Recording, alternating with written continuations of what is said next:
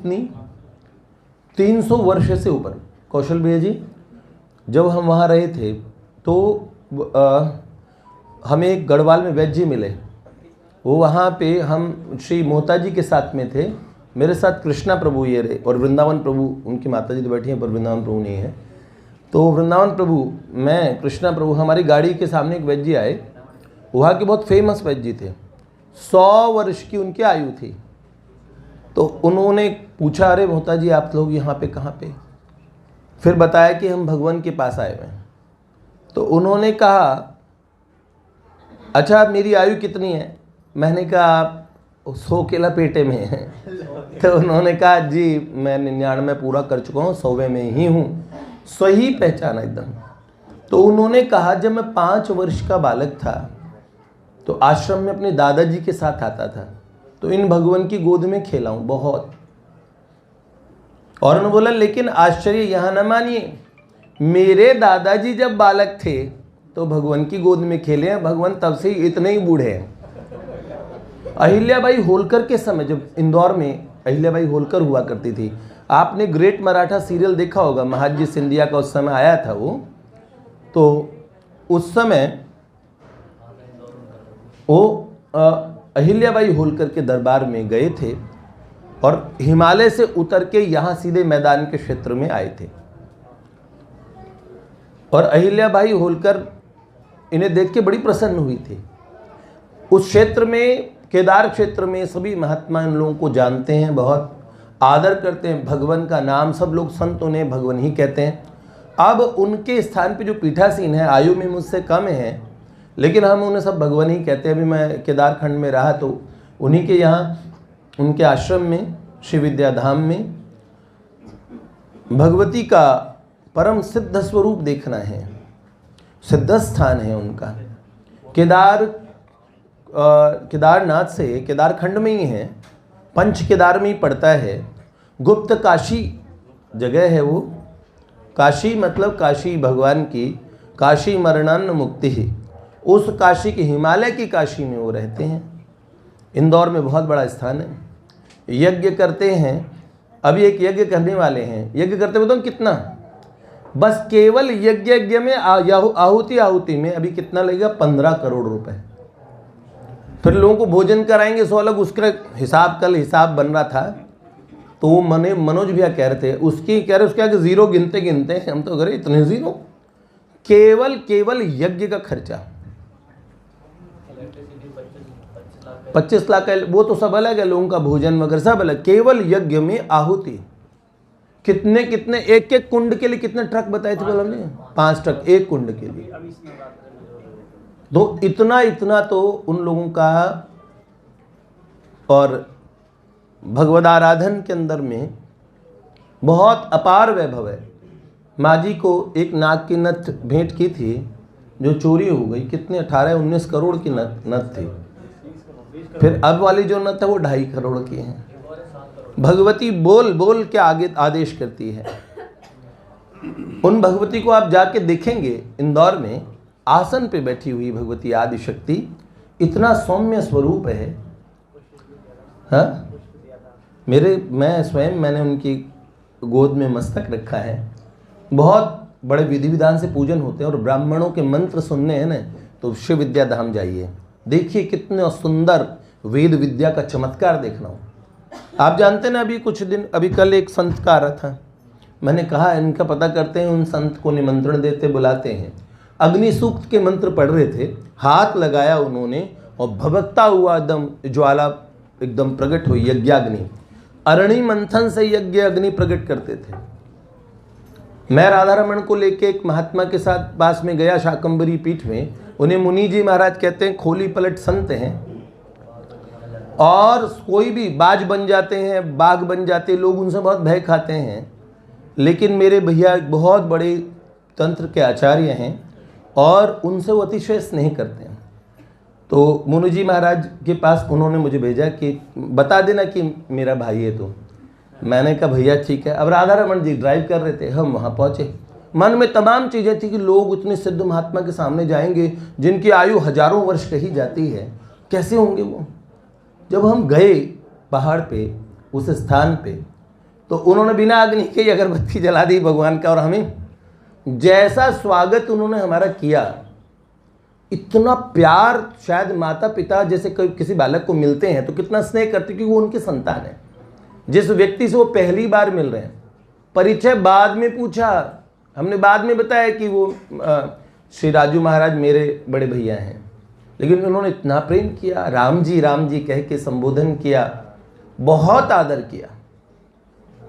हमने देखा जितने सिद्ध महापुरुष हो जाते हैं उतनी ही ऊंचा, उतना ही सुंदर, उतना ही उनका आकर्षक व्यवहार होता है। तो महात्मा बेटे जिस भी स्वरूप में जहां भी विद्यमान है ना, समझ लीजिए महात्माओं का स्वरूप बड़ा प्यारा होता है। लाडली लाल की जय। पे जो विराजित संत हैं वो पहुंच रहे हैं। पूज्यपाद प्रातस्मरणीय श्री श्री गिरजानंद सरस्वती जी महाराज नाम था भगवान का। अभी जो भगवान हैं पूज्यपाद प्रातस्मरणीय श्री श्री चिन्मयानंद सरस्वती जी महाराज, और आयु में बहुत छोटे हैं। बाल्यकाल में ही भगवान ने आदिशक्ति भगवती जगदम्बा के दर्शन करवाए, और भगवान ने बहुत भरी भीड़ में भगवान आवाहन करते थे देवताओं का। आज भगवान महादेव और भगवती इस यज्ञ में प्रकट होंगे। आकाश में भीषण तूफान और आंधी, बिजली के साथ बरसात, तत्काल भगवती इसको रोकेंगी। आकाश की तरफ इशारा करके वेद मंत्रों का पाठ किया, और कितने कितने यक्ष, गंधर्व, किन्नर, देवर्षि नारद जी सुबह ब्रह्म मुहूर्त में उनके पास आ गए, और भगवान ने उन्हें सुबह सुबह चाय भोग लगाई, और आज तक भी देवर्षि को चाय पिलाई जाती है वहां। बताइए, भगवान वो जो खंड कैलाश उधर केदार खंड है, सामने चौखंबा हिमालय के वो दिखते हैं, बहुत सुंदर उत्तुंग शिखरों पे वो स्थान है। एक से एक सिद्ध महापुरुषों का स्थान है। तो उस स्थान के पीठाधीश्वर हैं यहाँ इंदौर की भगवती। कभी आपको अवसर मिले उज्जैन जाने का, महाकाल भगवान के दर्शन करें, तो इंदौर में राजराजेश्वरी भगवती श्री विद्या त्रिपुर सुंदरी माँ ललितांबा के दर्शन कीजिएगा। जैसे हमारे माधव जी प्रगट बाहर लीलाएं करते हैं, ऐसे वहाँ भगवती की नित्य लीलाएं होती हैं। तो भगवान के विषय में मैंने आपको पूर्व में परिचय दिया, ताकि आप लोग, और अभी क्योंकि हमें थोड़ा साउंड कम करनी पड़ेगी, उनको कान में प्रॉब्लम है, इसलिए इसीलिए वो थोड़ा आने से बच भी रहे थे। हमने उन्हें आश्वासन दिया कि भगवान हम और आवाज़ तो कम रखेंगे, लेकिन ऐसा नहीं स्वीकार करेंगे कि आप आगे भगवान। लाडली लाल की जय।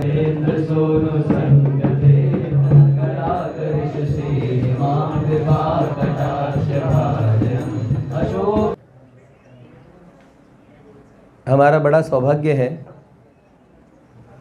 अतिशय सौभाग्य।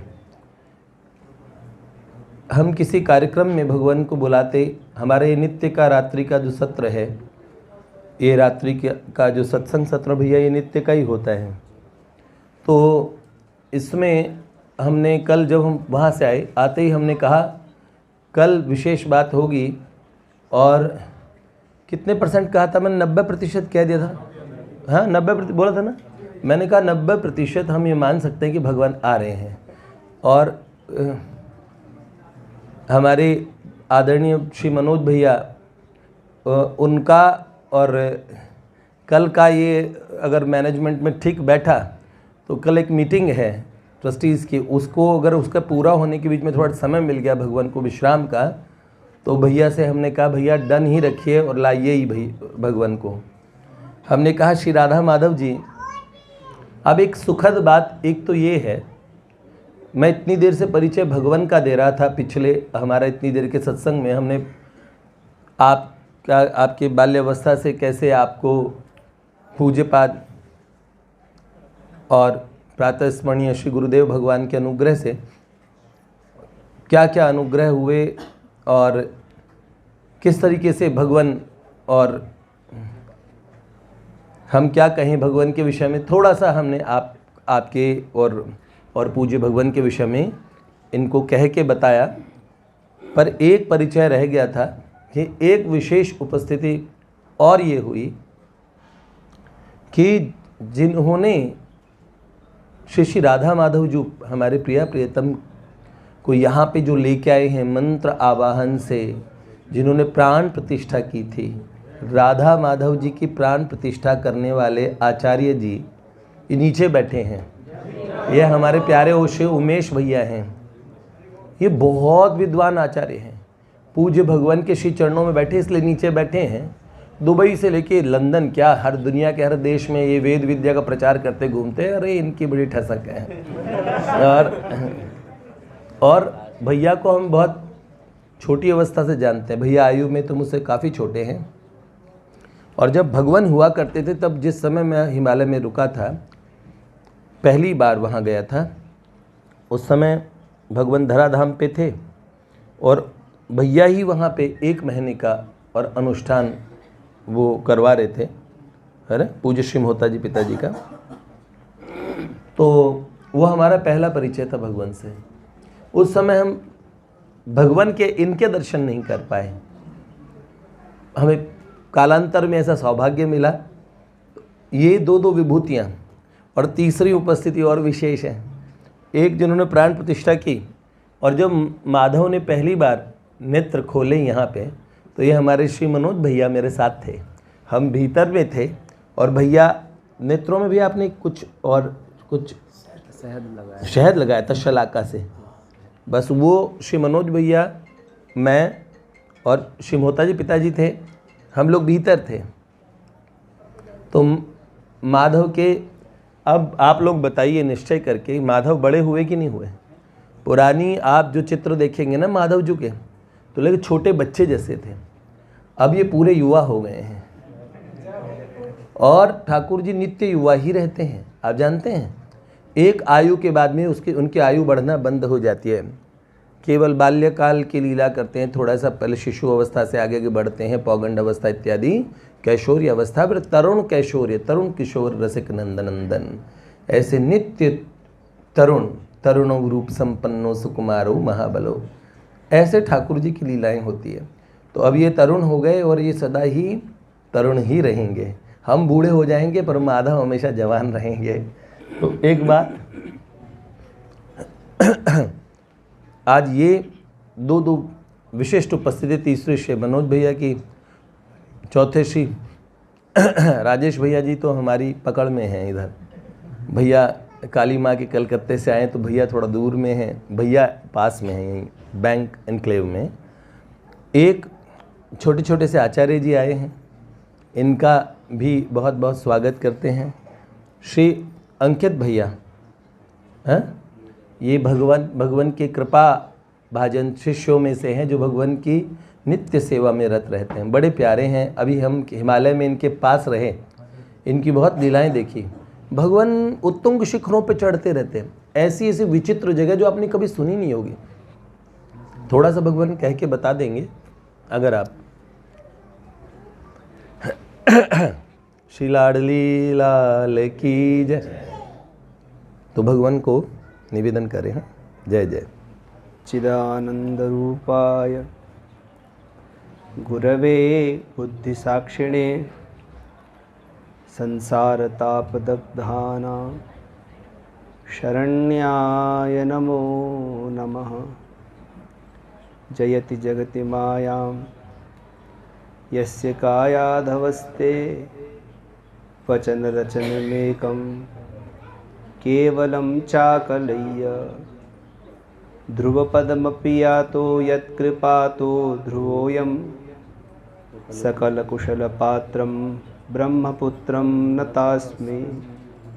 नमो महद्भ्योऽस्तु नमः शिशुभ्यो, नमो युवभ्यो नम आवटुभ्य।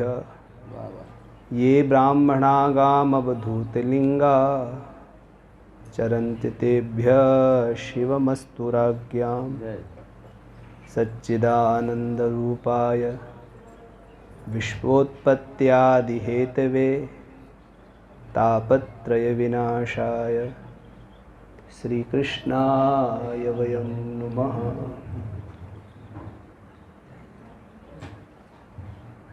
भगवान राधा माधव के पावन चरणों में कोटिशः नमन।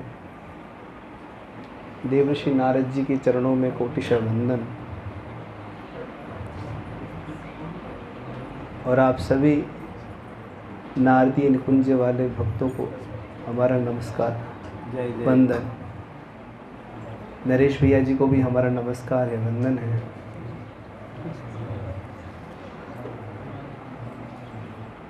आप तक मेरी आवाज़ आ रही कि नहीं? पर मेरे को मेरी आवाज़ ज़रूर आ रही है क्योंकि मेरे कान बंद है।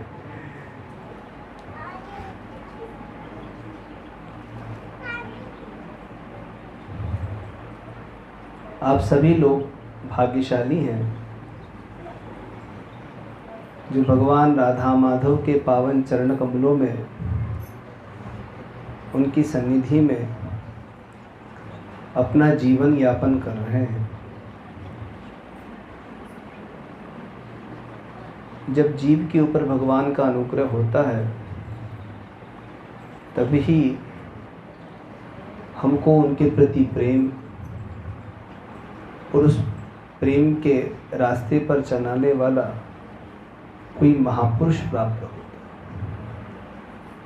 3 चीज़ें दुर्लभ है मनुष्य जीवन: भगवान के चरणों में प्रीति और महापुरुष का संग।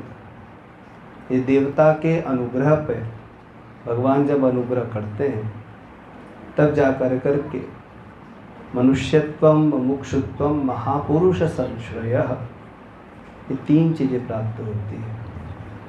मनुष्य जीवन आपको प्राप्त है, भगवान के चरणों में आप बैठे हो, आपके हृदय में उनके प्रति प्रीति है और नरेश भाई जी का आपको सानिध्य प्राप्त हो रहा है। इसका मतलब है भगवान राधा माधव का आपके ऊपर पूर्ण अनुग्रह है। नाम में निष्ठा ये जीवन का लक्ष्य होना चाहिए। भागवतकार ने एक बात कही है, सुनना ही है तो प्रभु के नाम को सुनो, प्रभु की कथाओं को सुनो। शृण्वन् सुभद्राणि रथांगपाणि जन्मानि कर्माणि च यानि लोके।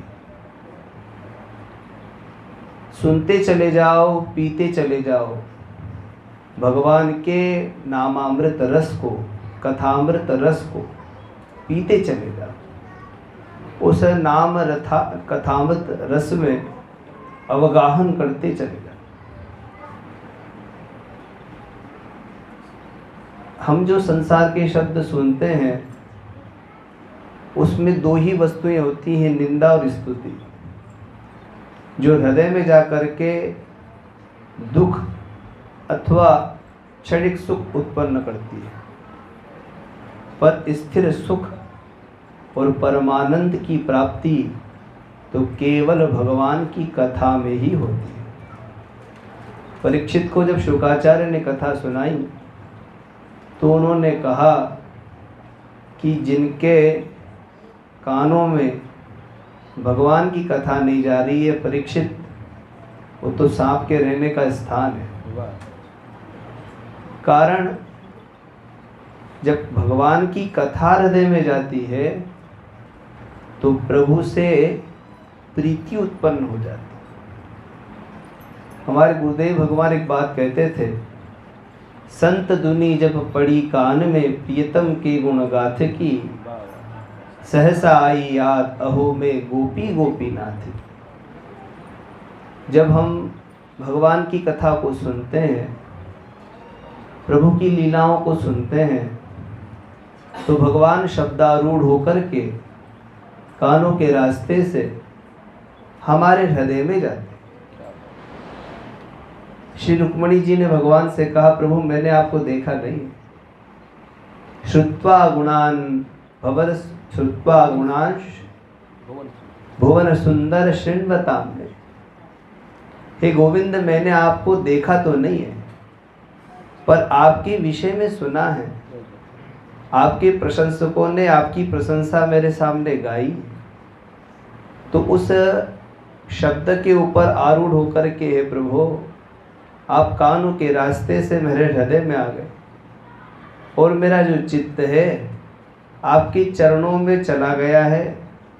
और आप द्वारका में हैं और मैं विदर्भ में बैठी हूँ, तो आप मेरे चित्त को लेकर के आ जाइए, क्योंकि भगवान का नाम है चित्तचोर। चित्तचोर भी यही बैठा हुआ, नहीं आया चित्तचोर ऑफिस में अभी तक आ रहे हैं ऑफिस से। कुछ आपके बालकों का नाम याद है कुछ की? चित्तचोर नाम याद है भगवान को? चित्तचोर का नाम, तो प्रभु का नाम है चित्तचोर, चित्त को चुराने वाले। श्री रुक्मणी जी ने कहा, प्रभु आपने मेरे चित्त को चुरा लिया है। कैसे चुराया है? अपनी प्रशंसा से। हमने जब गोविंद की प्रशंसा सुनी, गोविंद की बात सुनी, तो हमारा हृदय, हमारा मन जो भी व्यथित हो रहा था, चित्त के अंदर जो चंचलता थी, वो चंचलता हट गई और गोविंद में लग गई। उन्होंने कहा, गोविंद ये चित्त आपके पास में है, मनोज जी कहाँ ध्यान है? गोविंद में, ये अच्छी बात है। उन्होंने बनिया बुद्धि से कहा कि प्रभु आप मेरे चित्त को लेकर के आ जाइए, आपसे तो हमको कोई काम नहीं है, हमारे चित्त के बिना हम विक्षिप्त हो रहे हैं, आप मेरे चित्त को लेकर के आ जाइए। तो हमारा चित्त अपनी चंचलता को छोड़ देता है। कब? जब ये प्रभु की प्रशंसा को सुनता है, भगवान की लीलाओं को सुनता है। इसलिए भगवान ने कहा, शृण्वन् सुभद्राणि, सुनते चले जाओ, पीते चले जाओ। पीतम मया श्रुतिपुटेन मनोभिरामम, श्री कृष्ण के चरितामृतमद्य कृत्यम। भगवान श्री कृष्ण के चरित्र को इतना पियो कि कभी भी हमारा हृदय मना ना करे, पीता ही चला जाए, पीता ही चला जाए। हमारा जो मन होता है ये विषयों में सुख को ढूंढता है, और सुख उसको स्थिर रूप से नहीं मिलता, थोड़ी देर मिलता है फिर समाप्त हो जाता है। पर जहाँ जाकर के विश्रांति की प्राप्ति होगी वो केवल गोविंद के चरण है। भगवान के चरणों में जाते ही हमारा मन स्थिर हो जाता है। तो भगवान के नाम को सुनना और भगवान के नाम को गाना, जिह्वा उसी की महत्वपूर्ण है जिसकी जिह्वा से प्रभु का नाम निकल रहा है। जिह्वा सती दादुरिके वसूत न चौपगायन क्युरुगाय गाथा।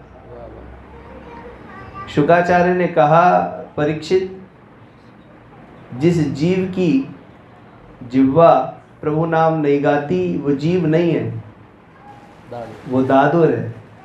दादुर माने मेंढक। मेंढक की ये विशेषता होती है कि मेंढक एक के ऊपर एक, एक के ऊपर एक। हम लोगों ने बचपन में गांव में देखा, सोसों की थप्पी पे बैठते थे मेंढक, एक के ऊपर एक, एक के ऊपर एक। हाँ, इतने मेंढक एक के ऊपर एक, काफ़ी लंबे बहुत बैठते हैं, और सब एक साथ बोलते हैं, बस स्वर एक ही होता है, उसमें कोई राग ताल नहीं होते, उसमें केवल टर टर टर होता है, कुछ नहीं होता। और मेंढक जहाँ सूखा होता है वहाँ नहीं जी पाती, जहाँ पानी होता है, गीलापन होता है, वहीं मेंढक जीती है। हमारी जो जिह्वा है उसके नीचे भी जब तक गीलासपन होता है तब तक ठीक है, और जैसे ही सूखने लगता है तो डॉक्टर कह देते हैं, भैया सेवा करो, थोड़े दिन का ही है। क्यों? क्योंकि उसके अब वहाँ पर वो गिलासपन नहीं है, तो उस पर और मेंढक में कोई अंतर नहीं है। जैसे ही सूखा हुआ मेंढक मर जाएगी, जैसे ही इसकी जिह्वा सूखी, गला सूखने लगा, समय आ गया। ये जिह्वा तो तब महत्वपूर्ण है जब ये गोविंद के नाम रूपी रस को चखे। हे जिह्वे रस रासज्ञे सर्वदा मधुर प्रिय, नारायणाख्य पीयूषम पिब जिह्वे निरंतर। इस जीव ने, वेदांत में छांदोग्य उपनिषद में ऐसा आता है कि जब जीवात्मा शरीर छोड़ के जाता है तो उसका मुंह खुल जाता है।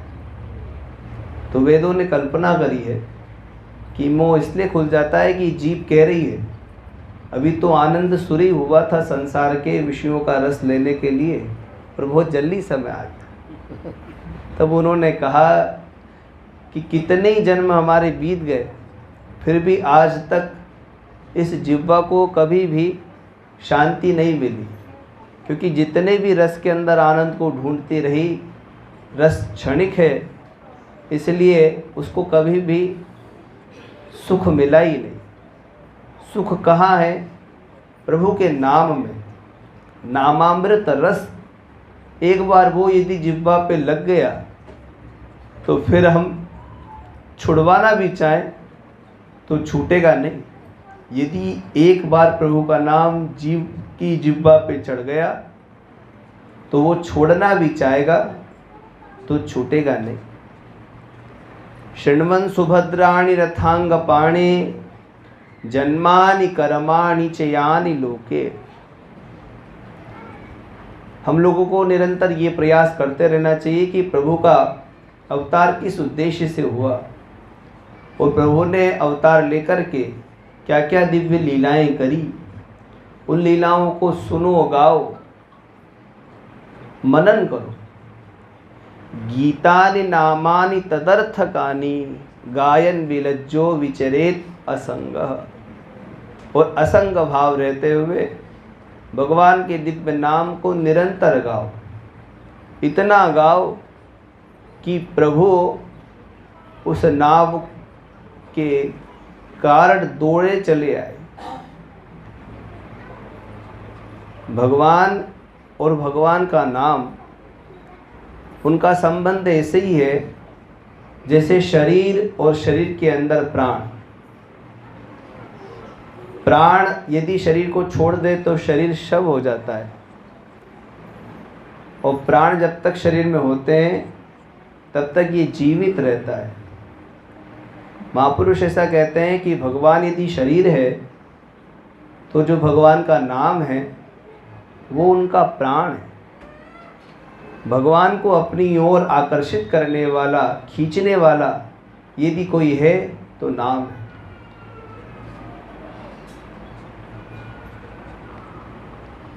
भगवान का नाम कोई एक बार उच्चारण कर ले तो भगवान उसको मोक्ष दे देते। एक ही बार में उच्चारण करने पे एकेन मुक्तिम आपनोति, एक बार में ही उसको मोक्ष दे देते, जो सबसे कठिन है। कैवल्य पद इतना सरल नहीं है, बहुत कठिन है। विचार करो, कल नरेश जी और हम लोग चर्चा कर रहे थे तो वो ध्यान के विषय पर नरेश जी कल बता रहे थे कोई बात। आप तो रोज ही भगवान की कथा सुनते हैं, भगवान के भक्तों की कथा सुनते हैं। आप लोगों ने शायद स्वामी मधुसूदन सरस्वती जी की कथा सुनी होगी, भाई जी ने आपको सुनाई होगी। उनके जीवन में आता है कि वो पक्के वेदांती थे और वेदांत में बड़े निष्णांत थे और आत्मनिष्ठ महापुरुष थे। उन्होंने अपने जीवन चरित्र में लिखा, अद्वैत वीथि पथिकै रूपास्य। अद्वैत के सिंहासन पर बैठ करके अहम ब्रह्म द्वितीयो नास्ति के भाव में वो निरंतर रहते थे। अद्वैत वीथि पथिकै रूपास्य स्वानंद सिंहासन लब्ध दीक्षा। और मैं ही ब्रह्म हूँ, मुझसे अतिरिक्त कुछ नहीं। तो यत्र तत्र सर्वत्र ब्रह्म ही है, उसके अलावा कोई नहीं। इसी भाव में रहते थे। उन्होंने कहा कोई ऐसा सठ आया हठात पूर्वक हमको उसका दास बना गया जो स्वयं गोबर बेचने वालियों का दास है। गोपवधू विटेना, भगवान श्री कृष्ण का दास बना गया। कोई शठेन केनापि वयम हठेन, शठेन केनापि वयम हठेन दासी कृता गोपवधू विटेन। उन्होंने एक बात कही कि योगी जन ध्यान के द्वारा जिस आत्म तत्व का चिंतन करते हैं, ध्यानाभ्यास वशीकृतेन मनसा, और मन को वश में रखते हैं, उसको आज्ञा चक्र में केंद्रित करने का प्रयास करते हैं और उस दिव्य ज्योति का दर्शन करते हैं। कहते हैं आज्ञा चक्र में ध्यान करने से सिद्ध महापुरुषों का दर्शन होता है, ऐसा भगवान पतंजलि ने कहा।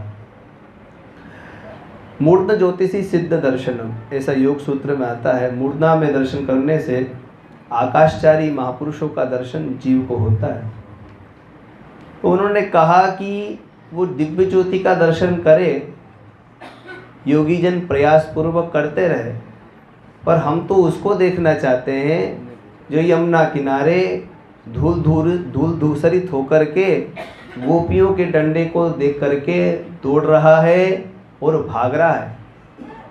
ध्यानाभ्यास वशीकृतेन मनसा यन्निर्गुणम निष्क्रियम ज्योति किंचन योगिनो यदि परम पश्यन्ति पश्यन्तु ते। देखते रहे वो।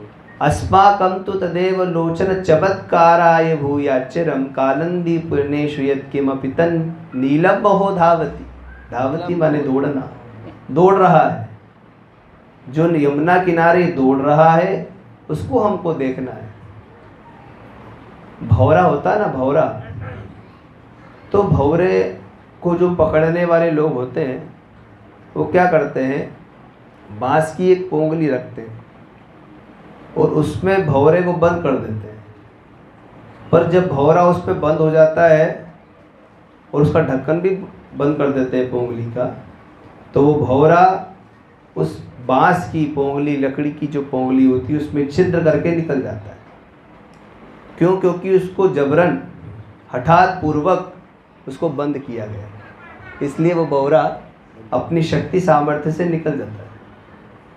पर जब वो भौरा कमल के वन में जाता है और कमल के पुष्प में उस मकरंद का आस्वादन करता है और कथनचित आस्वादन करते समय बंद हो गया, कमल बंद हो जाए, सूर्य भगवान अस्तंगत हो जाए, तो वो कमल बंद हो जाता है और भौरा उस पर बंद हो जाता है।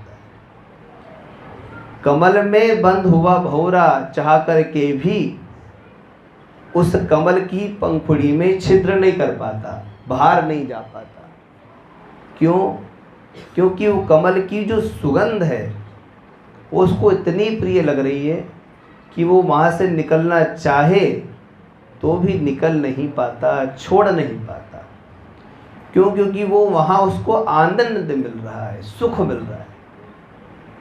ऐसे ही हमारा मन, हम उसको दबाने का प्रयास करें अन्य साधनों से तो वो भागता फिरेगा, परंतु जब उसको प्रभु के चरणों में प्रीति उत्पन्न हो जाएगी, प्रेम उत्पन्न हो जाएगा, तो गोविंद के चरण रूपी मकरंद का आस्वादन करते ही ये हमारा मन रूपी भौरा सदा के लिए वहीं का हो जाएगा, फिर कहीं जाएगा नहीं।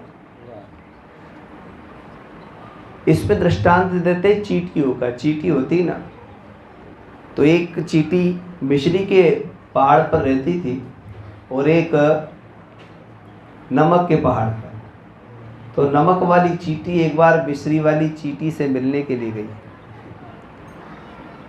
तो उसने कहा चलो वहाँ चलें, पर ना जाने वहाँ भोजन का प्रबंध होगा कि नहीं होगा। तो उसने अपने नमक के मिश्री वाली चींटी एक बार नमक वाली के पास में गई, तो वो उससे मिलने गई और उसने उसका स्वागत किया और उसने नमक उसके पास पे था, इसने नमक रख दिया सम्मान में। तो चींटी ने, मिश्री वाली चींटी ने जैसे ही नमक की डल्ली में मुँह लगाया तो उसने कहा अरे बहन, तूने तो मुझे जहर दे दिया। उसका जहर नहीं है तो अच्छी चीज़ है, तो नमक है, हम लोग तो यही खाते हैं। तो उसने कहा तूने शायद कभी मिश्री का स्वाद चखा नहीं, कभी हमारे घर आना। तो जब वो नमक वाली चींटी मिश्री के वहाँ पहुँची तो उसने सोचा ना जाने वहाँ ये नमक मिले ना मिले, तो मुँह में नमक रख के गई। उसने मिश्री रखी और जैसे ही उसने मिश्री को मुँह में डाला तो नमक और मिश्री का स्वाद थोड़ा डिफरेंट हो गया। आजकल कई तरह के स्वाद के वो भोजन बनते हैं ना, डिफरेंट, थोड़ा अलग अलग था। तो उसने कहा नमक वाली चींटी ने कि भाई तू तो बहुत प्रशंसा कर रही थी पर इसमें ऐसा कोई स्वाद नहीं है। तो चींटी ने कहा कि पहले जो मुंह में नमक है उसको बाहर निकालो और फिर मिश्री में मुंह लगाओ। तो उसने ऐसे ही किया और जैसे ही मिश्री में मुंह लगाया उसका स्वाद ऐसा मिला कि वो सदा के लिए वहीं की हो गई, फिर कभी नमक की डेली में गई नहीं। संसार और भगवान में इतना ही अंतर है कि संसार नमक के समान है, मिठास है ही नहीं इसमें, रस है ही नहीं, सुख है ही नहीं। और गोविंद में रस के अतिरिक्त तो कुछ नहीं है। रसमालयम, रस ही रस है, सुख ही सुख है, आनंद ही आनंद है। प्रभु के चरणों में एक बार हम चले गए तो हम फिर कभी उनके चरणों से दूर हो ही नहीं सकते, हम प्रयास भी नहीं कर सकते, और करना चाहें तब भी वो हमको छोड़ने वाले नहीं। कल ही मैं प्रवचन में बता रहा था कि नारद जी एक बार वृंदावन से निकले तो उन्होंने देखा एक गोपी ध्यान कर रही है। तो पूछा गोपी से, गोपी क्या कर रही हो? तो उसने कहा महाराज जी, जो नंद का लाला, इससे हम परेशान हो गए, हमारा जीवन बर्बाद हो गया इसके कारण। उन्होंने पूछा भगवान ने क्या कर लिया? उन्होंने कहा ना जाने कब कहाँ से आ जाए। गोपी से उन्होंने पूछा भाई भगवान ने किया क्या परेशानी हो गई? कहा महाराज आज सुबह की बात है, मेरी सास ने कहा जा बेटा गौशाला में जा और दूध निकाल ला गाय का। तो दूध दोहन के लिए जब मैं गौशाला में गई तो गाय का दूध निकाल रही थी। भगवान आए, उन्होंने कहा अरे भाभी सगरों ही दूध निकाल लेगी, थोड़ा मेरे लिए भी रख दो। तो भगवान को गोपी ने कहा लाला भूख लग रही है तुम्हें पिला देती हूँ। तो कहा भूख लग रही पिला दो। भगवान नीचे बैठे, वो खड़ी हुई, उसने दूध का तपेला लिया और भगवान के मुंह में दूध डाल रही थी। भगवान अंतर ध्यान हो गए और उसकी सास आ गई, और सास ने आते ही उसका श्री गणेश सुबह सुबह किया, खूब गालियां सुनाई उसको। तो कहा ये बावरी हो गई, ये सारा दूध ढोल दिया। भगवान थे ही नहीं ना, क्योंकि उसकी जो चित्त वृत्ति है भगवदाकारा कारित हो गई, इसलिए गोविंद के अतिरिक्त तो उसको कुछ दिख ही नहीं रहा। सास ने कहा बेटा जमुना से जल भर ला। जल भरने के लिए गई और जल का मटका भारी था, उठ नहीं रहा था। गोविंद सामने आ गए, उन्होंने कहा लाला नेक हाथ लगा दे। तो भगवान ने हाथ लगाया, प्रभु तो थे नहीं, वृत्ति थी, उठाया, मटका उठा नहीं और मटका नीचे गिर गया, फूट गया। बेचारी सोच रही घर जाऊंगी फिर मेरी सास चिल्लाएगी, गालियां देगी। एक बार मन में यदि प्रभु बैठ गए,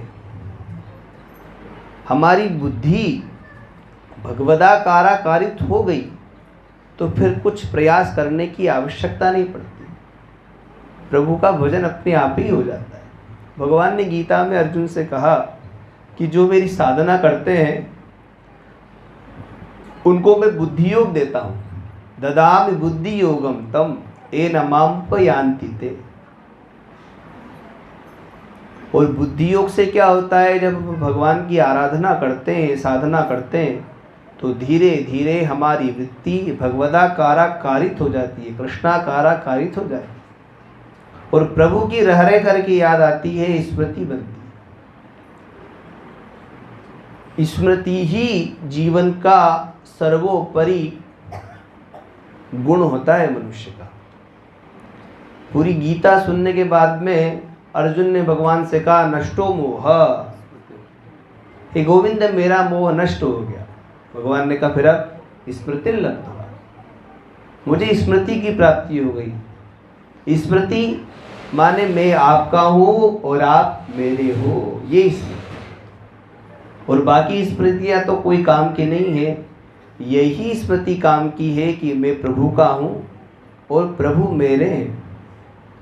हमारे गुरुदेव भगवान एक बात कहते थे, वो कहते थे कि हम संसारी लोग हैं, संसार में संबंध बनाने की हमारी आदत होती है, हम संबंध बनाते हैं। ये जान न पहचान संबंध हो गया, पत्नी हो गई है ना। और वो पत्नी अकेली नहीं आती, कितने रिश्ते नातेदार।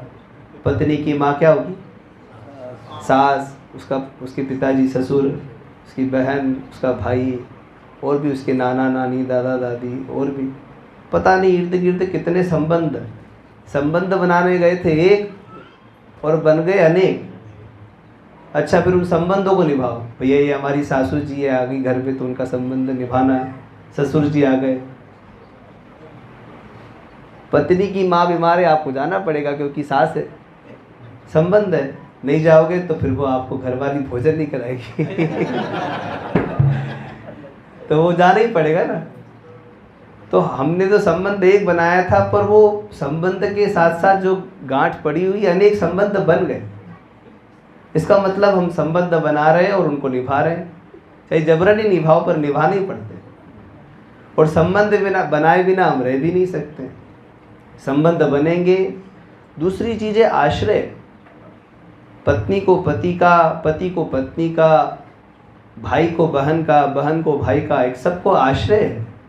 तो हमको आश्रय की ज़रूरत है और संबंध की ज़रूरत है, ये हमारा स्वभाव बन जाता है। इसी जन्म से नहीं, अनेक जन्मों के हमारे संस्कार हैं जिसके चलते संबंध बनाना और आश्रय लेना ये मनुष्य का स्वभाव बन जाता है, जीव का स्वभाव बन जाता है। इसको बदलना बड़ा कठिन होता है। तो इस श्रृंखला में हमको ये करना चाहिए कि हमारा एक संबंध भगवान से होना चाहिए। इतने संबंध बना रहे हो तो एक संबंध भगवान से बनाओ।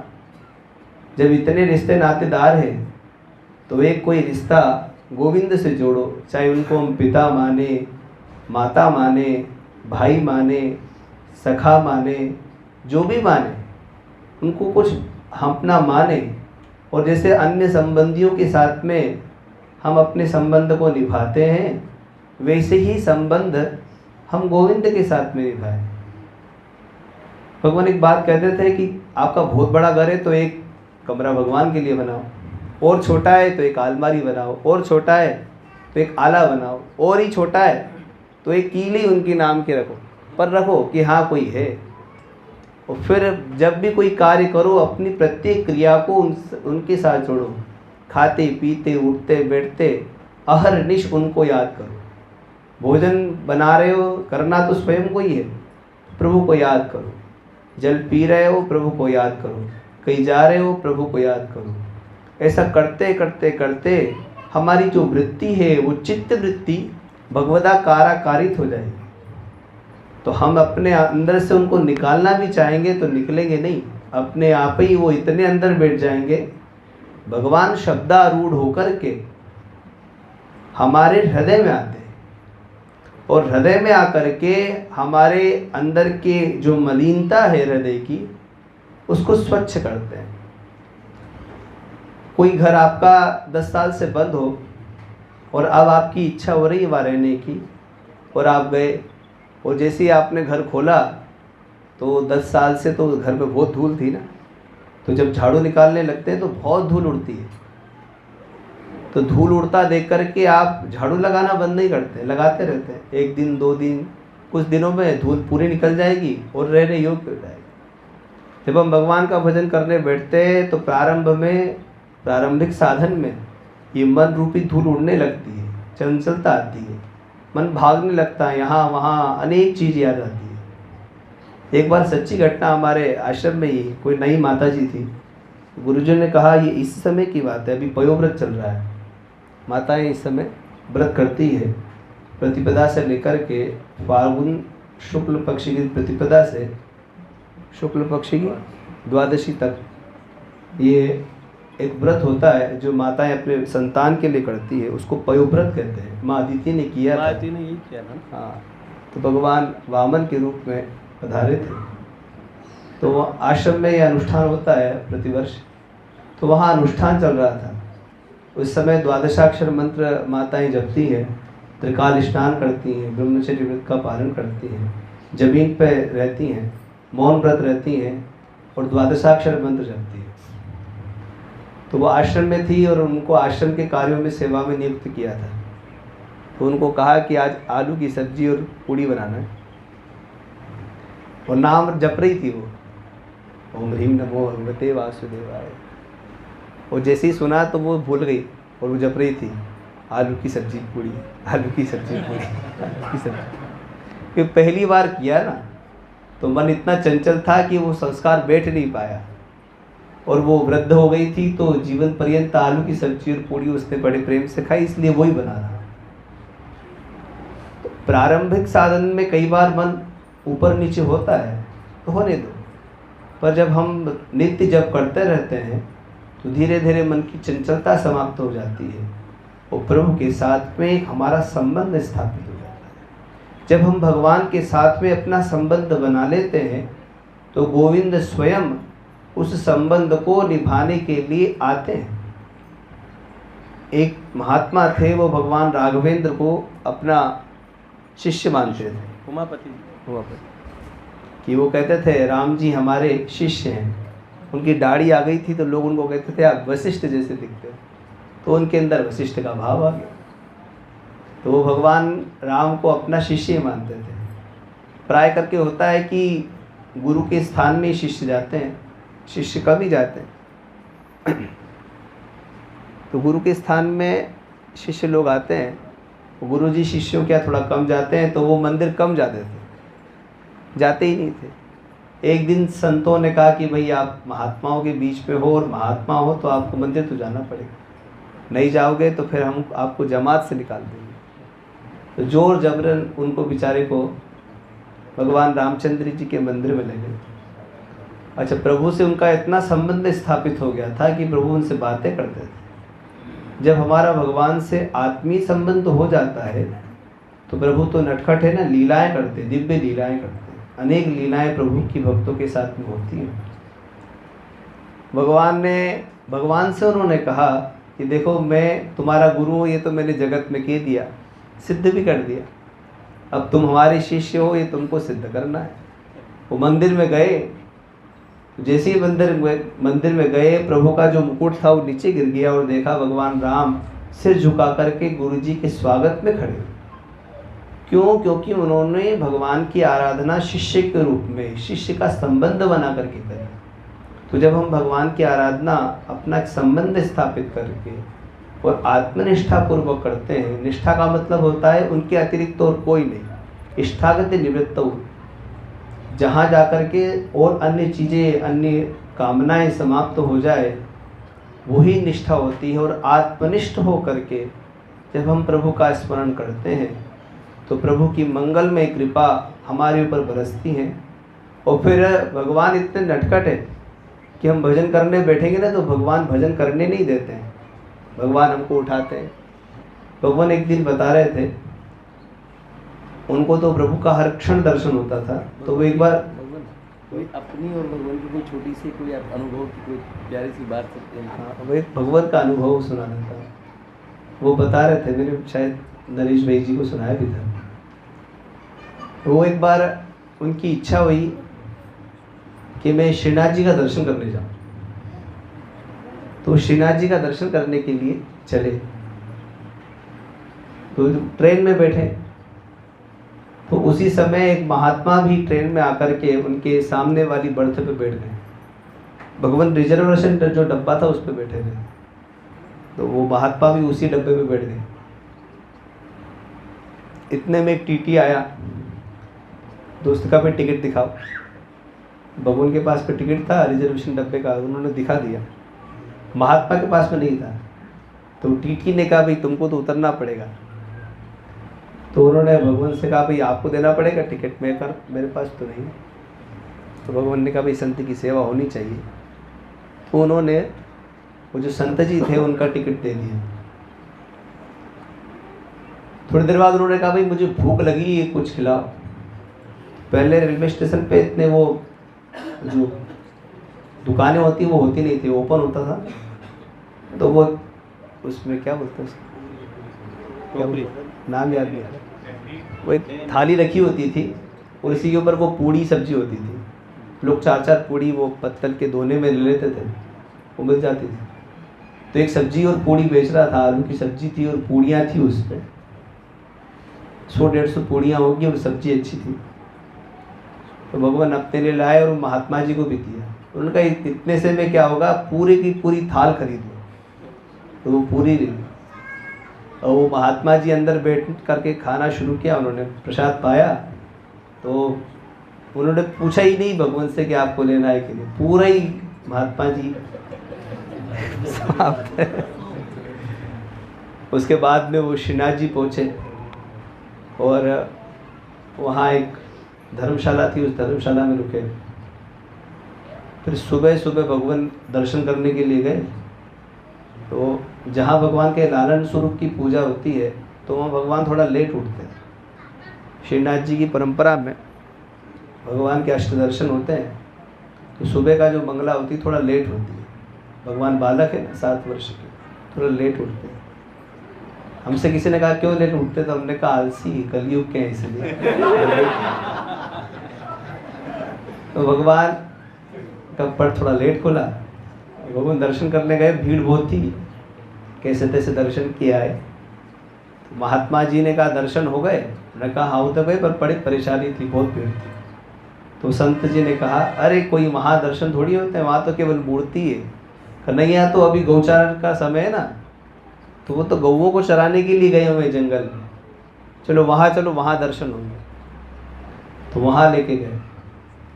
देखो उनके मुखारविंद से सुनी हुई कथा है, इसलिए जैसा उनसे सुना है और जो मुझे स्मृति में है वही मैं आपको सुना रहा हूँ। पूरा कहिएगा। कहीं कोई कथा ऐसी हो तो आप उसको अन्यथा ना लें, नहीं पर वो जो हमने गुरुदेव से सुना है तो प्रभु की लीलाएं, भगवान विचित्र विचित्र लीलाएं करते हैं। तो उनको लेके गए, वहाँ एक पीपल का वृक्ष था, भगवान वहाँ बैठे। सुनाने में थोड़ा अच्छा नहीं लगता, अच्छा है, सुनाइए। पर प्रभु की लीला है, क्योंकि जैसा गुरुदेव ने सुना है वैसा ही सुना देना अच्छा लगता है। तो वो भगवान वहाँ बैठे ध्यान कर रहे थे, उतने में वो संत को लघु शंका आ गई और उन्होंने वो पीपल के ऊपर पीपल पे ही पीपल पे गए। तो भगवान थोड़े नाराज हो गए, उन्होंने कहा कि तुम संत हो और पीपल तो पूजनीय है हमारे सनातन धर्म में, और ये ऐसे इस तरह से ये अशोभनीय कार्य शोभा नहीं देता। तो उन्होंने क्षमा मांग ली कि महाराज क्षमा कर दो। तो फिर भगवान प्रसन्न हो गए, उन्होंने कहा चलो आप बताओ भगवान कहाँ है। तो उन्होंने कहा मेरे साथ में बैठो, और उन्होंने कहा कि आप गीत गुनगुनाओ, ये एहि मुरारे कुंज बिहारे एहि प्रणत जन बंधो हे माधव मधु मथन वरेण्य केशव करुणा सिंधु। जयदेव जी का जयदेव गीत गो। उन्होंने कहा बुलाओ, पुकारो, हाथ ऊपर करके एहि मुरारे। तो जैसे ही उन्होंने ये गीत शुरू किया भगवान भी ध्यानस्थ हो गए और महात्मा जी भी गा रहे थे। और जैसे ही अंतिम पद आया, एहि जनार्दन पीतांबरधर कुंजे मंथर पवने, पद पूरा हुआ और जैसे ही आंखें खोली तो वो संत गायब, और सामने से दिव्य बांसुरी की ध्वनि सुनाई पड़ रही थी। और जैसे जैसे उधर देखते चले गए, एक आकृति आती हुई चली, हजारों गायों के बीच में भगवान श्री चंद्र कृष्ण, भगवान श्री कृष्ण को देखा और देखते ही मंत्र मुग्ध हो गए। और संत को भी ढूंढ रहे हैं साथ में, भगवान सामने खड़े हैं पर प्रभु को, संत को ढूंढ रहे हो कहाँ गए। जब ध्यान अवस्था में देखा तो पता लगा ये स्वयं श्री कृष्ण ही संत के रूप में उनके साथ में रहे। वो प्रभु ने उनको दर्शन करवाया। और भगवान ने कहा उनसे कि बेटा जहाँ भी तुम रहोगे, जब भी मेरा स्मरण इस मंत्र से करोगे मैं वहाँ प्रकट हो जाऊँगा। तो आज भी आश्रम में हमारे इस दिव्य गीत का गायन होता है। वो जब भगवान थे तो वो स्वयं गायन करते थे और हाथ उठा के करते थे बड़े सुंदर भाव से। और वो कहते थे कि जब ये गा रहा हूँ तो गोविंद मेरे पास में बैठे, प्रभु उनके पास में बैठते थे। वो गाते गाते कई बार उनका गला अवरुद्ध हो जाता था, नेत्रों से आंसू आ जाते थे। कहते थे कि प्रभु इतने करुणामय हैं, निखिल निराश्रय शरण। प्रभु कभी भी किसी के अंदर अवगुणों को नहीं देखते। प्रभु की विशेषता है कि जो उनकी शरण में चला जाता है कभी वो उसके अवगुणों को नहीं देखते। वो देखते ही नहीं कि इसके अंदर कितने अवगुण हैं। भगवान कहते थे कि जैसे गाय का बछड़ा होता है तो वो गंदगी से लिथड़ा होता है, पर गाय अपनी जिह्वा से चाट चाट करके उसको साफ करती है और अपना दुग्धपान करवाती है। भगवान की शरण में हम जाते हैं तो हमारी अंदर की कालिमा को भगवान स्वच्छ कर देते हैं और अपने करुणा और वात्सल्य का दुग्धपान हमको करवाते हैं। तो प्रभु से हमारा संबंध बने और प्रभु की कृपा हमारी ऊपर निरंतर बरसती रहे, यही प्रयास हम सबको करना चाहिए। और आप सब लोगों के ऊपर तो गोविंद की कृपा है ही, क्योंकि मैं कहूँगा कि आप मेरे लिए प्रभु से प्रार्थना करो कि उनकी करुणा मेरे ऊपर बरसती रहे, उनका वात्सल्य मेरे ऊपर बरसता रहे, और आप सब के ऊपर उनकी कृपा ही, उस कृपा की दिव्य अनुभूतियाँ निरंतर आपको होती रहे। ऐसी भगवान राधा माधव के चरणों में मेरी ओर से प्रार्थना है। श्री लाडली लाल की जय। बड़ी विशेष बात, भगवान ने भगवान की लीला बताई। क्या कहें, इतने अनुभूतियां भगवान की सुनेंगे, जैसे भगवान के समीप में बैठे हैं। ये सब वार्ताएं भगवान की सुनाई, तो ऐसी एक वार्ता भगवान की है जब पूज्य श्री ने और पूज्यपाद गुरुदेव, जो इनसे पूर्ववर्ती, जिनको हम बड़े भगवान कहते हैं, हम लोगों ने इसे पहचान बना रखी सबने, छोटे भगवान बड़े भगवान। तो दोनों भगवान हमारे नित्य प्रणाम में है। भगवान आप, हम लोग रोज आपसे मिलते हैं, हम तो आपको नित्य प्रणाम करते हैं आपके स्थान पे आके। भगवान पता कितनी बार, सुबह दोपहर शाम, 3 काल में हम आपसे आके मिलते हैं। हमारी वो ध्यान की प्रणाम की रिकॉर्डिंग है 1.5 पौने 2 घंटों की। उसमें भारत के अर्वाचीन से लेके प्राचीन महात्मा सब हैं, जितने भी, मतलब पूज्यपाद उड़िया बाबा से प्रारंभ होकर हम जितने भी महात्मा, श्री हरि बाबा, जितने ब्रह्मानंद परमहंस जी, शांतानंद जी, कृष्ण बोधाश्रम जी, सबको, तोतापुरी जी से लेके रामकृष्ण देव तक, कुलदानंद ब्रह्मचारी जी, शिवानंद सेन जी, हमारे वामा खेपा जी, और सब बहुत, मतलब बहुत, इतना संतों की परंपरा है। उसमें हम गुप्त काशी में प्रणाम करके आते हैं भगवान को। तो भगवान को वहीं प्रणाम करते हैं, इंदौर में नहीं करते हैं। इंदौर का कम ध्यान आता है, गुप्त काशी का ज़्यादा ध्यान रहता है।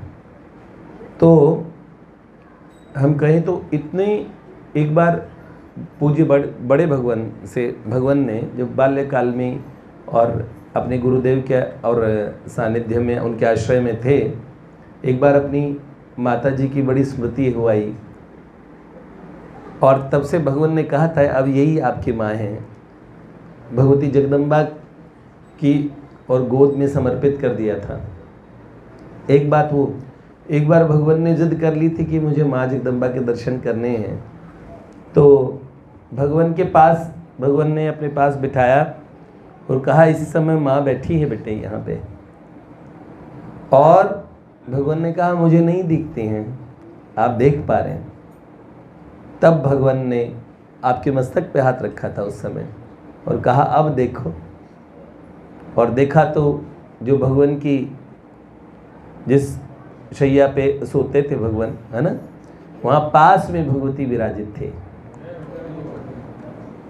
भगवान एक बहुत बड़े अधिकारी हुआ करते थे, वो सुरेश भाई वगैरह बता रहा हूँ, उन लोगों ने, ऋचा भाभी वगैरह सबने में बताया, बाल्यावस्था में ही छोटे छोटे थे तब। अब फिर तो बहुत बड़े बड़े उनके परिवार में कोई कमिश्नर बन गए, कोई बड़ी बड़ी पोस्ट में, लेकिन उन्होंने बाल्यकाल की अवस्था में खेलते कूदते चलो तुम्हें भगवती के दर्शन करा।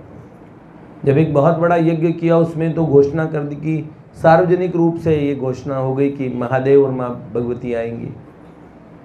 बहुत अनुभूतियाँ भगवान ने खुले, सब एक भंडारा जिसे बोलते हैं वैसा किया। उन्हीं भगवान के कृपा भाजन शिष्य स्वरूप में हैं। पर जैसे उदित उदयगिरी मंच पे रघुबर बाल पतंग, श्री रघुनाथ जी हमारे प्यारे ठाकुर जब किशोर अवस्था में हैं, उस मंच पे जब चढ़े ना उन 10,000 राजाओं के बीच में, तो ऐसा लगा बाल सूर्य उदित उदयगिरी मंच पे। उदयाचल में जैसे सूर्य भगवान सुबह सुबह उदित होते हैं ना, ऐसे बाल सूर्य आ गए। इतने सुंदर, इतना उनका तेज था। तो भगवान भी बाल पतंग हैं। छोटी सी अवस्था में सन्यासी होके, पर एक महामंडलेश्वर जैसे ऊंचे स्थान पे आरूढ़ होते हुए भी, और बहुत संतों के सबके लिए भगवान तो नित्य वंद्य है ही। ऐसे गुरुदेव का स्वरूप हैं तो स्वयं भी उनके स्थान पे बैठे हैं, लेकिन ऐसी सरलता इनकी देखेंगे तो आपको पता लगेगा इनके गुरुदेव असल में वो गुरुदेव का स्वरूप कैसा रहा होगा। भगवान के आप नेत्रों को देखेंगे ना, वो नेत्र अद्भुत नेत्र थे, अनंत का दर्शन कराने वाले नेत्र, करने वाले नहीं कराने वाले भी। तो ऐसे भगवान अभी एक महान विभूति जो हमारे पास में बैठी हैं, यहाँ नीचे बैठे हैं, ये अपने गुरुदेव के समक्ष ऊपर नहीं बैठ रहे हैं, कल भी नहीं बैठ रहे थे। तो ये हमारे पूज्य श्री उमेश भैया, आशीर्वचन में थोड़ा सा कुछ कह दीजिए भैया जी। भगवान ने सब कह दिया, आप कुछ तो कह दीजिए प्रिया प्रियतम के सामने। दो बात कुछ कह दीजिए, केवल दो, आपकी वाणी सुन लें, कोई आशीर्वाद दे दीजिए, कुछ भी ऐसा कर दीजिए। तो श्री भैया से जय जय श्री राधे, आप यहाँ विराजित होके बोल दीजिए भैया जी, आपके दर्शन भी हो जाएंगे।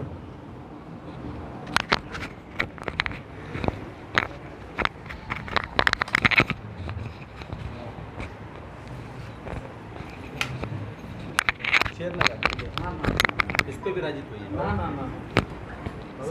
बैठिए, मैं नहीं बैठूंगा, मैं कैसे बैठूंगा।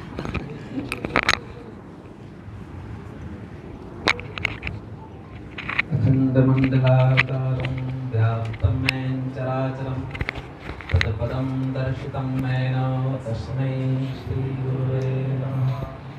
श्रीगुरुभ्यो नमः। श्रीपरमगुरुभ्यो नमः। श्रीपरमेष्ठिगुरुभ्यो नमः। श्रीपरात्परगुरुचरणपादुकाभ्यां नमः। ध्यायेत् कामेश्वराङ्कस्थां कुरुविन्दमणिप्रभां शोणाम्बरशृगालेपां शरवाङ्गीं विभूषणां सौन्दर्यवधिं शेषो चापपाशाङ्कुशोज्ज्वलां स्वभावी रमणाद्यावि सेव्यां सर्वनियामिकां सच्चिदानन्दवपुषं सदयापां बिभ्रमां सर्वलोकैकजननीं स्मेरास्यां ललिताम्बिकां। पूज्य श्री सद्गुरुदेव भगवान के चरणों में प्रणाम, नरेश भैया के चरणों में भी प्रणाम। राधा माधव आप सभी के हृदय में विराजमान राधा माधव के चरणों में प्रणाम।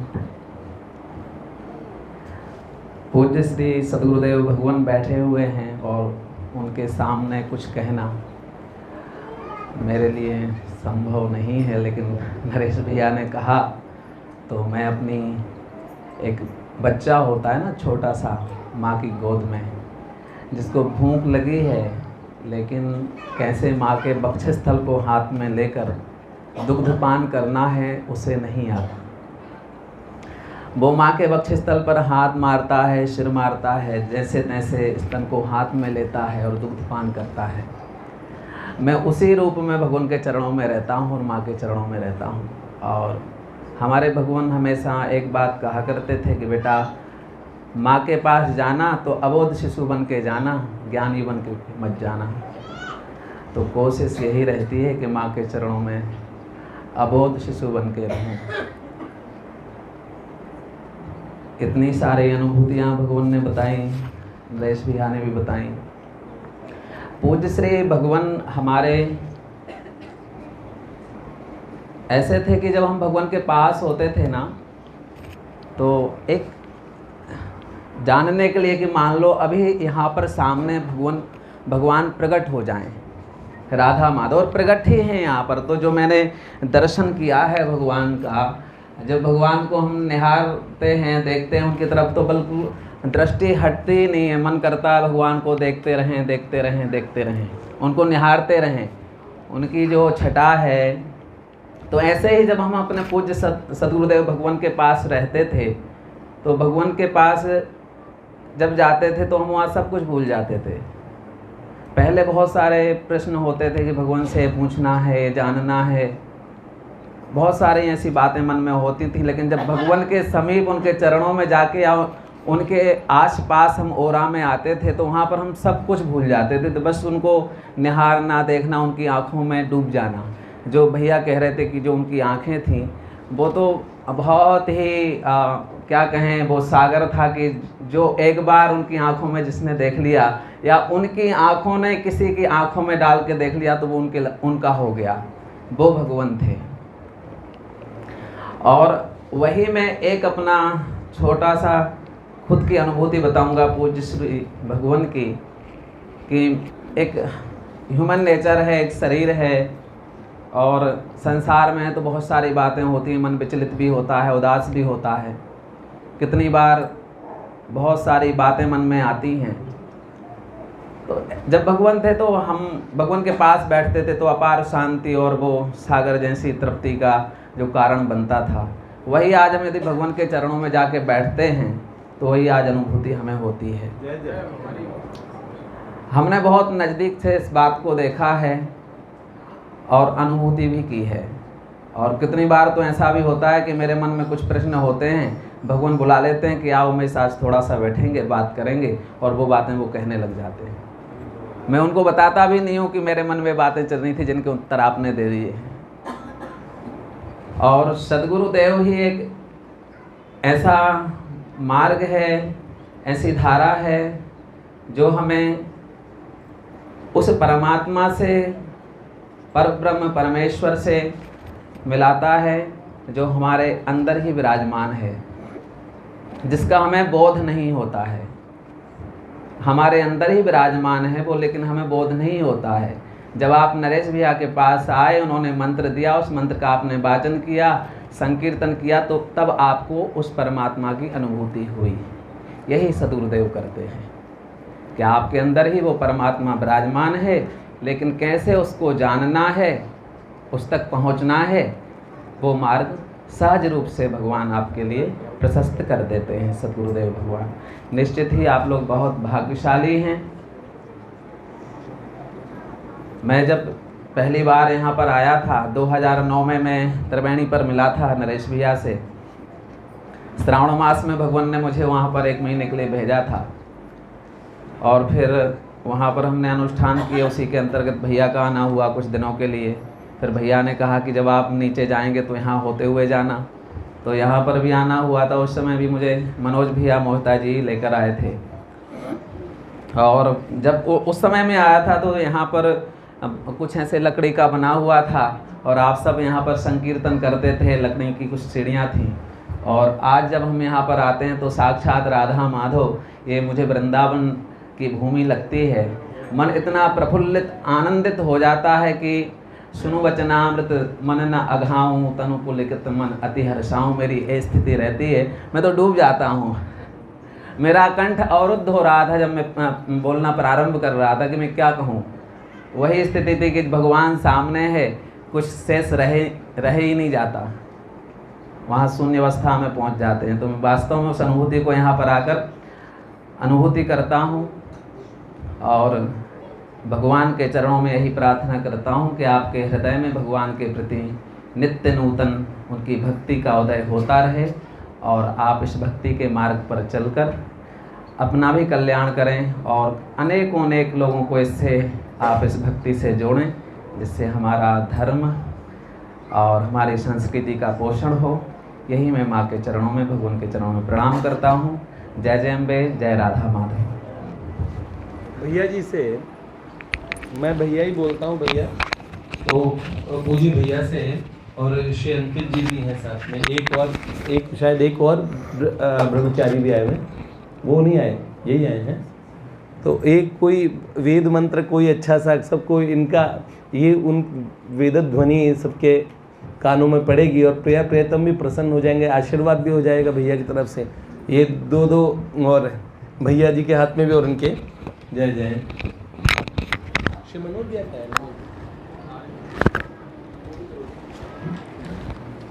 ओम भद्रं कर्णेभिः शृणुयामो देवा, भद्रं पश्येमाक्षभिर्यजत्राः, स्थिरैरङ्गैस्तुष्टुवागुंशस्तनूभिर्व्यसेमहि देवहितं जदायुः तं पत्नीभिरनुगच्छेन देवाः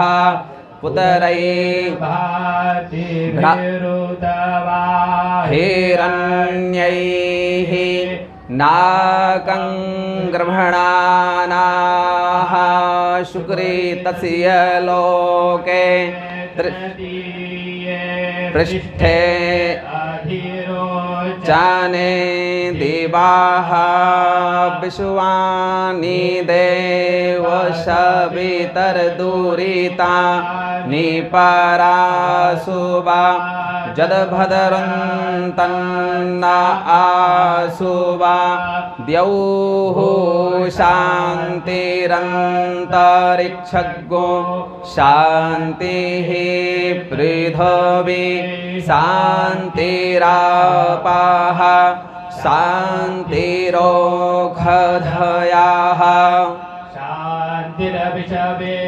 देवाः शान्तिर्ब्रह्म शान्तिः सर्वज्ञो शान्तिः शान्तिरेव शान्तिः सामा शान्तिरेधि। ॐ सुशान्तिर्भवतु सर्वारिष्टसकलोपद्रव शान्तिरस्तु। श्री वेद पुरुषाय नमः। चलिए शयन दर्शन करके भगवान